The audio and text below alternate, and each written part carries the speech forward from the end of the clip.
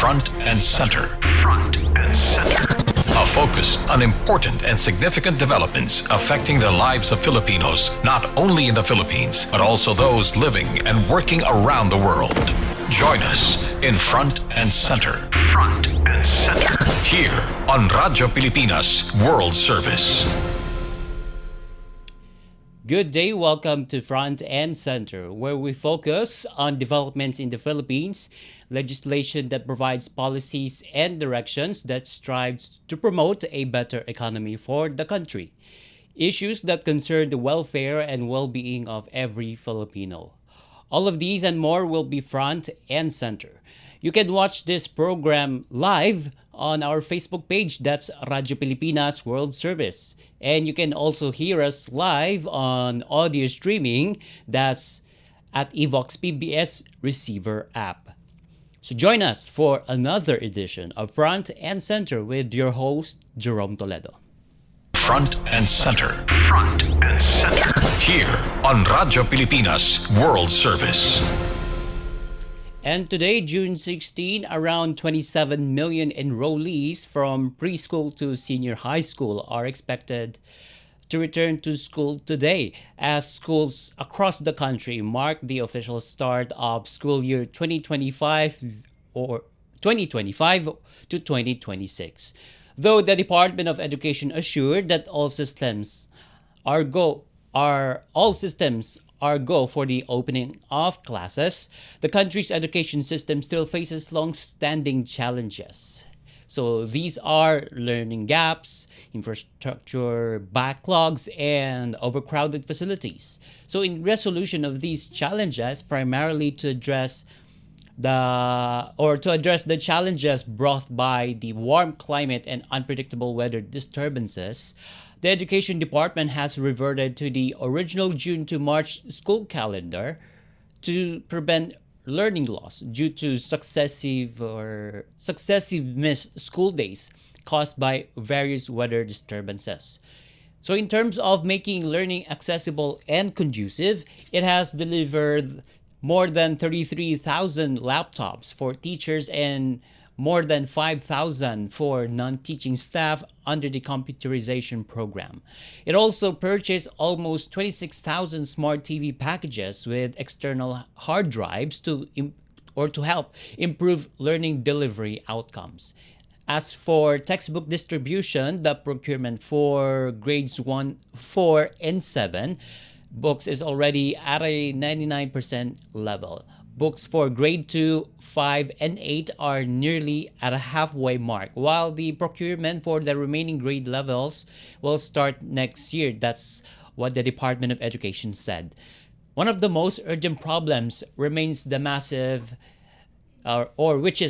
shortage of classrooms, which currently stands at 165,000 nationwide. And it admitted, the Education Department admitted that at the current rate of construction, it could take up to 5 decades or more than 5 decades, to be exact, 55 years to completely eliminate the backlog. And Education Secretary Sonny Angara pointed the shortcomings to the rapid population growth, aging infrastructure, calamities that destroy school buildings, and decades-long underinvestment in basic education facilities. So in the meantime, to fill the gap, DepEd will implement limited hybrid learning arrangements in high-density locations. The department also continues to modernize classrooms through the delivery of smart TVs as well as laptops and updated textbooks. While the general rule discourages the phone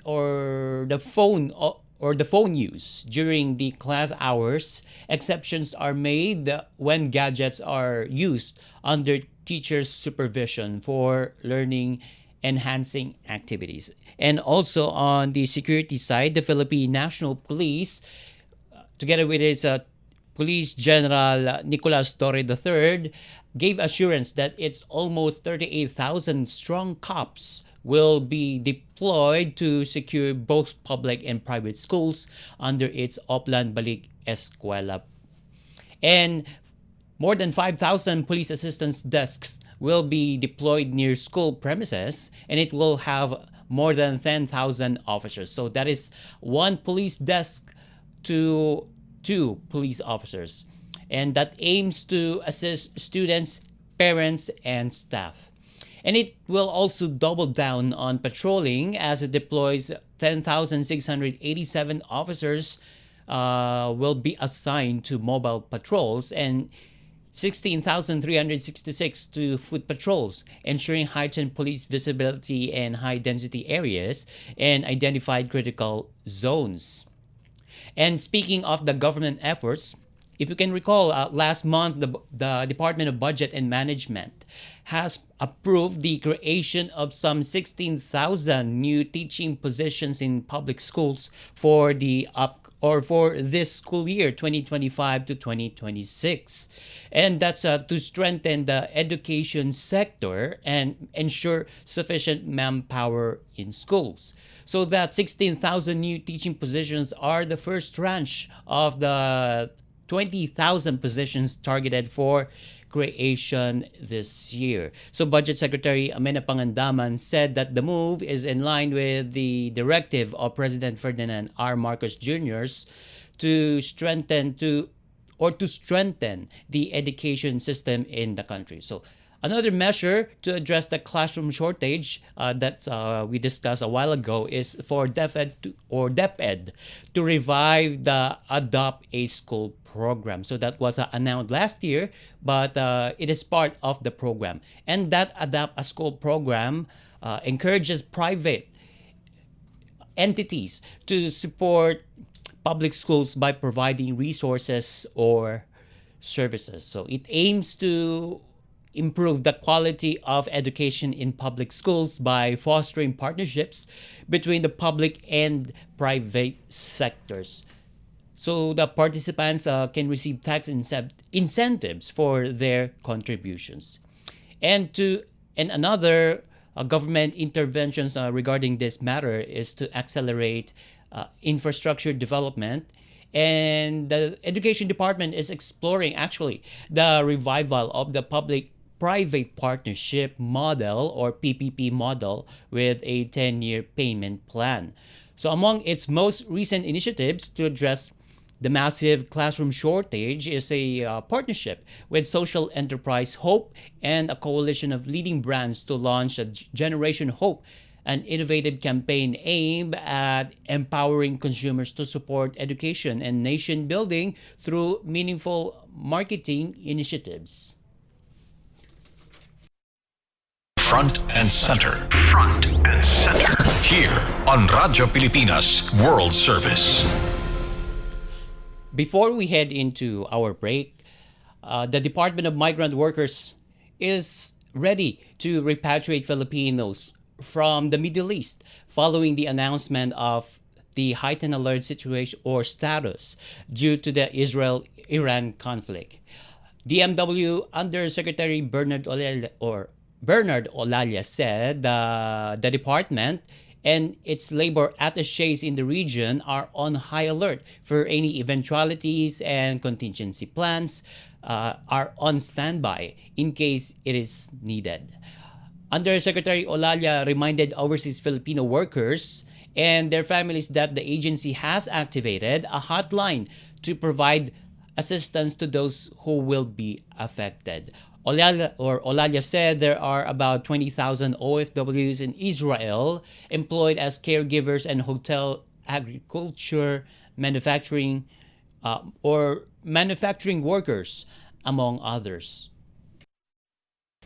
He explained that the Alert Level 3, or also known as the voluntary repatriation, has been in place in Israel since 2023. So that's when the Israel was attacked by militant group Hamas.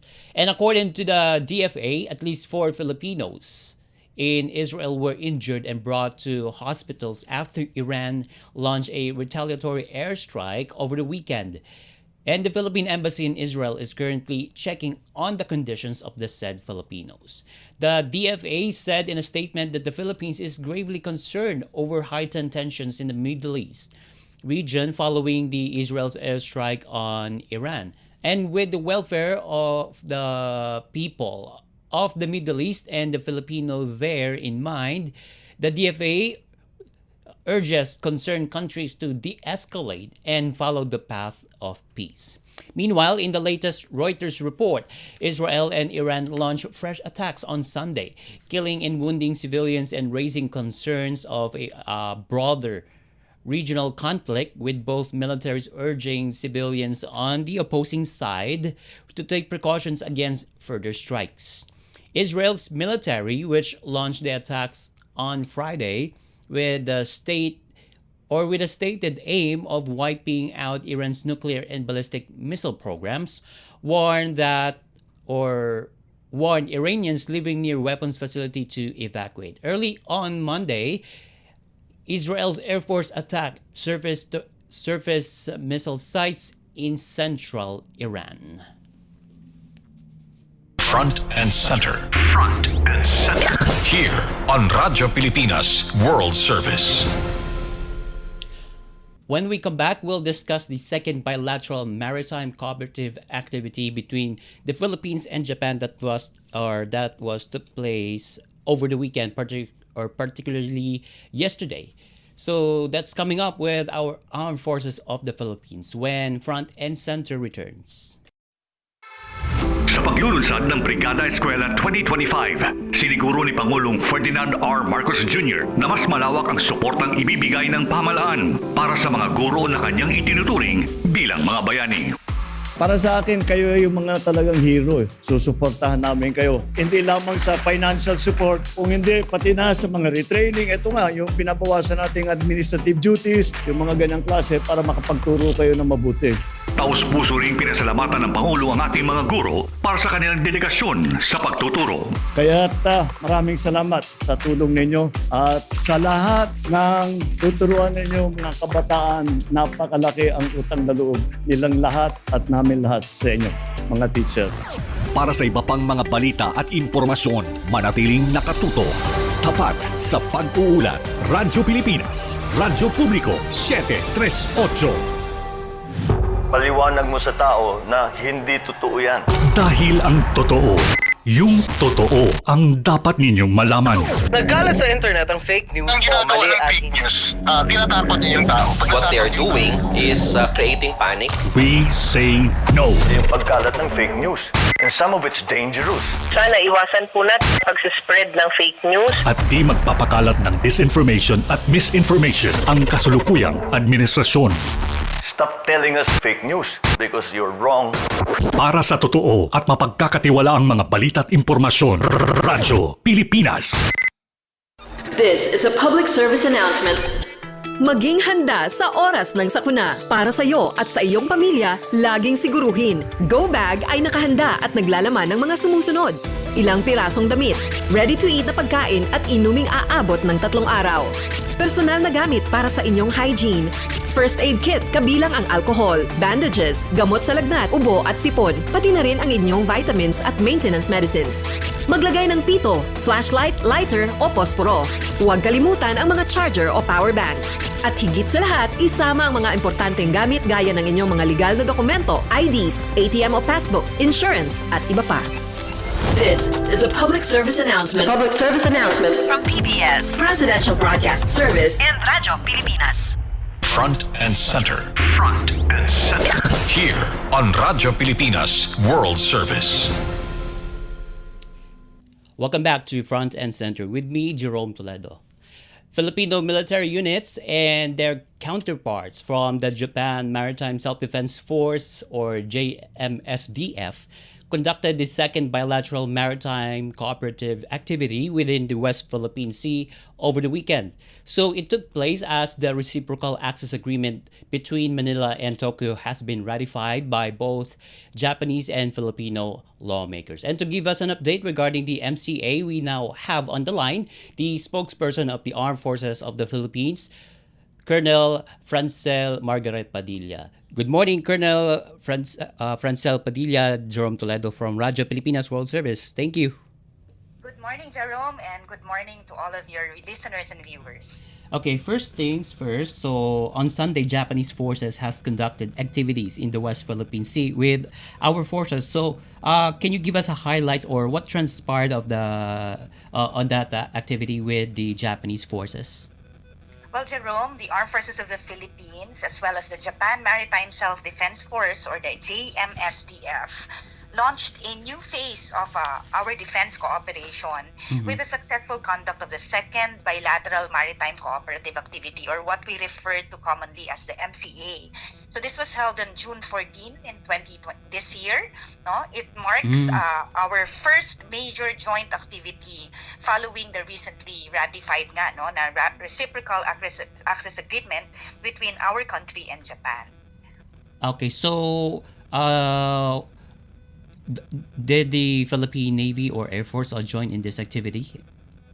Yes, both of them are involved in this. It underscores our operationalization of our RAA, no? And this accord laid the groundwork for our increased joint training, humanitarian assistance and disaster response, and then these initiatives between the AFP and the JSDF.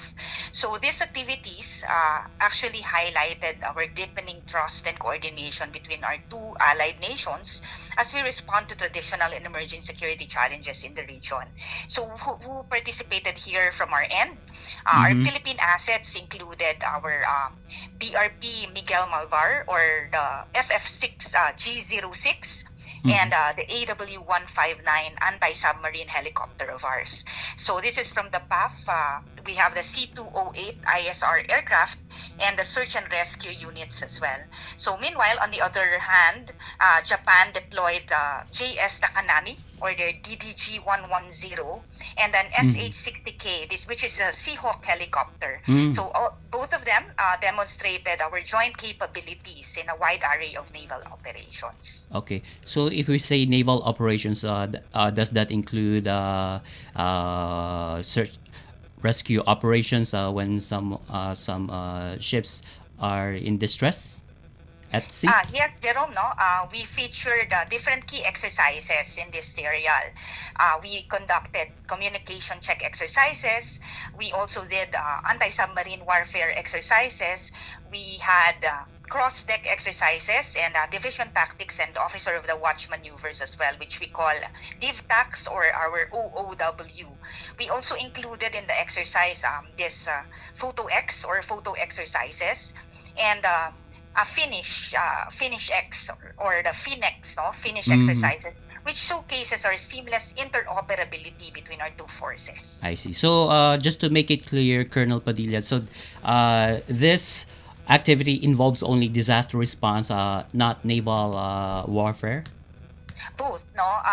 All of these exercises highlights defense as well as humanitarian assistance and disaster response. Okay, got it. Okay, so I would like to ask this. So what does these exercises with Japan mean for us?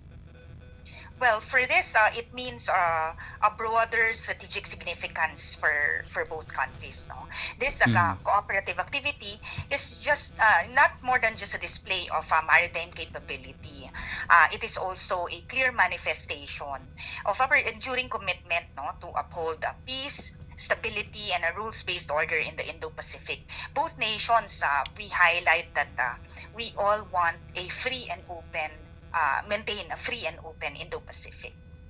Oh, okay. So since the reciprocal access agreement is in effect this month, or particularly last week, so can we expect another round of activity with the Japanese armed forces? Will they and at the same time, will the United States participate in these exercises together with Japan?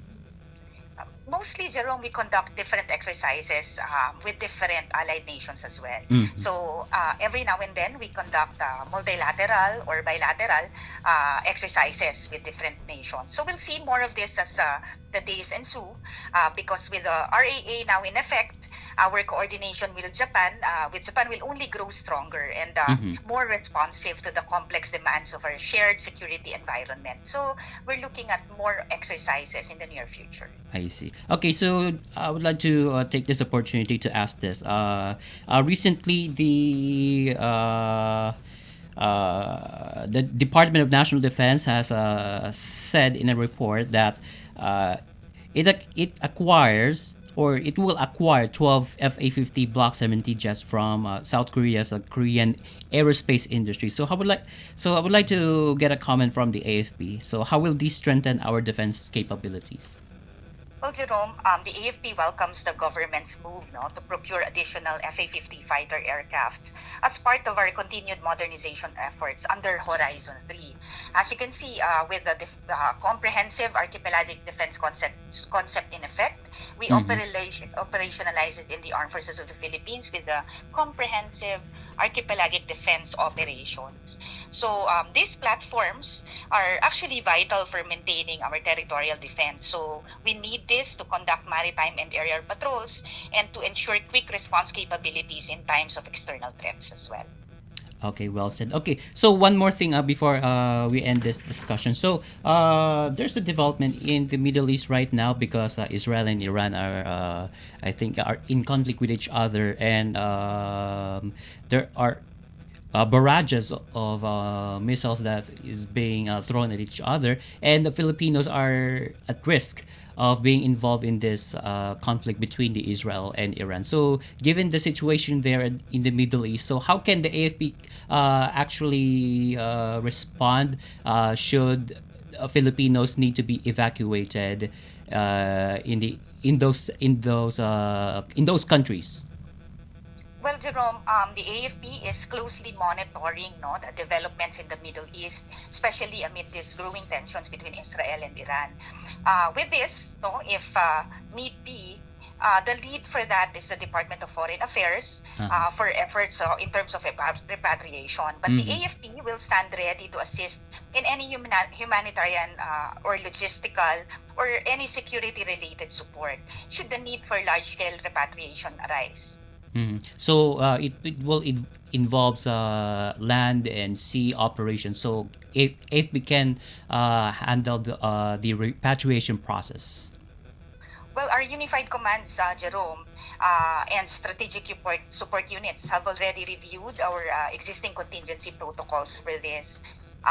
For so many years, the Armed Forces of the Philippines has proven our readiness during past evacuation operations, and we will continue to train and coordinate with concerned agencies so that we can ensure the safety of our kababayans abroad, especially in areas of heightened geopolitical risk. Okay, very well said. And with that, thank you so much for joining us in the program, Colonel Francel Margaret Padilla, the spokesperson of the Armed Forces of the Philippines. Thank you, Jerome, and we will continue to be the AFP you can trust. Okay, thank you. And you just heard the spokesperson of the Armed Forces of the Philippines. That's Colonel Francel Margaret Padilla. And with that, we conclude this edition of Front and Center, together with Radyo Pilipinas World Service production and technical personnel team. This is your host, Jerome Toledo. Until next time, mabuhay. Love the Philippines. You have just heard and watched Front and Center. Front and Center. Join us again for another edition here on Radyo Pilipinas World Service. Front and Center.